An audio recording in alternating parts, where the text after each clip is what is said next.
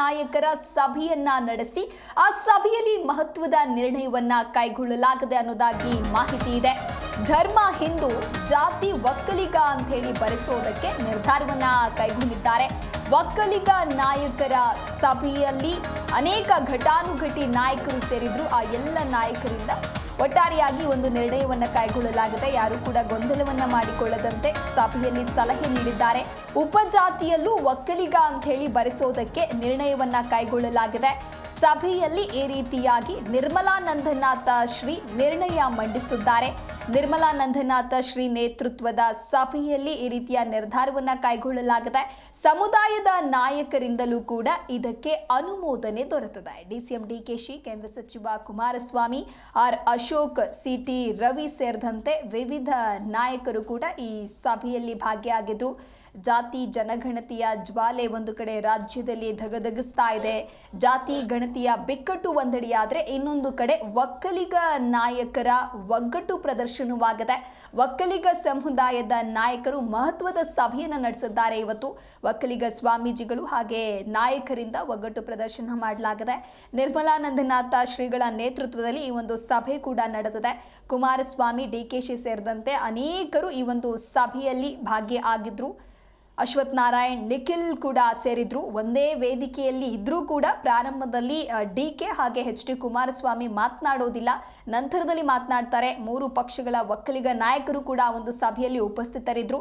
ಸಮೀಕ್ಷೆಯ ಗೊಂದಲ ಹಾಗೆ ಉಪಜಾತಿಯ ಕುರಿತಂತೆ ಈ ಒಂದು ಸಭೆಯಲ್ಲಿ ಮಹತ್ವದ ನಿರ್ಣಯಗಳನ್ನು ಕೈಗೊಳ್ಳಲಾಗಿದೆ.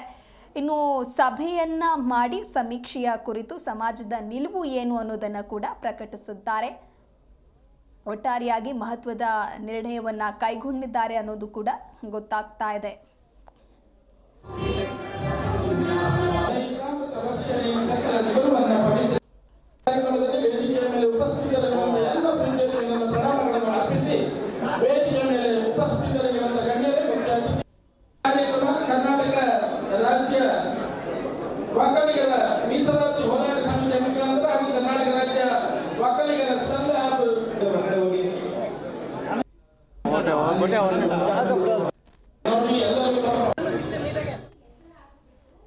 ಇನ್ನು ಒಕ್ಕಲಿಗ ನಾಯಕರ ಸಭೆಯಲ್ಲಿ ಹಲವಾರು ಘಟಾನುಘಟಿ ನಾಯಕರುಗಳು ಕೂಡ ಸೇರಿದ್ರು. ಮಹತ್ವದ ಸಭೆಯನ್ನ ಮಾಡಿ ನಿರ್ಣಯವನ್ನ ಕೈಗೊಳ್ಳಲಾಗಿದೆ.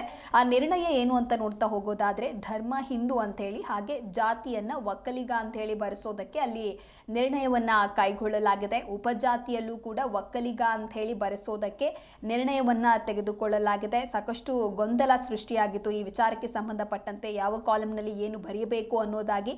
ಹಾಗಾಗಿ ಆ ಎಲ್ಲ ಗೊಂದಲಗಳಿಗೂ ಕೂಡ ತೆರೆ ಎಳೆಯುವಂತ ಕೆಲಸವನ್ನ ಮಾಡಲಾಗಿದೆ. ನಿರ್ಮಲಾನಂದನಾಥ ಶ್ರೀ ಸಭೆಯಲ್ಲಿ ನಿರ್ಣಯವನ್ನ ಮಂಡಿಸಿದ್ದಾರೆ. ಜೊತೆಗೆ ಸಮುದಾಯದ ನಾಯಕರಿಂದಲೂ ಕೂಡ ಇದಕ್ಕೆ ಅನುಮೋದನೆ ದೊರೆತಿದೆ.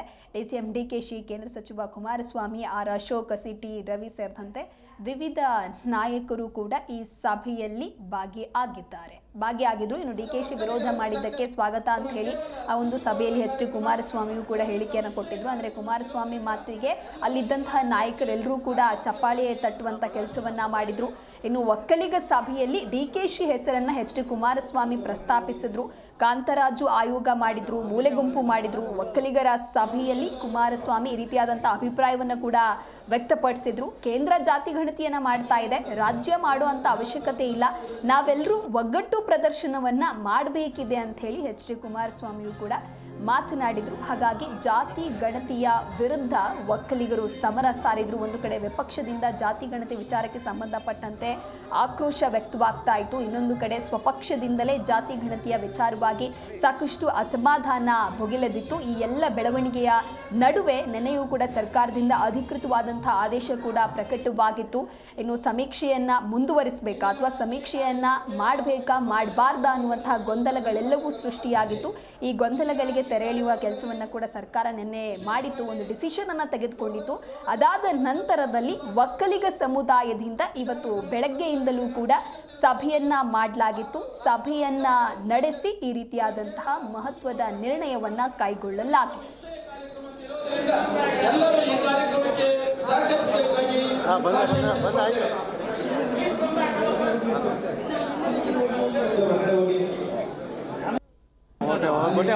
What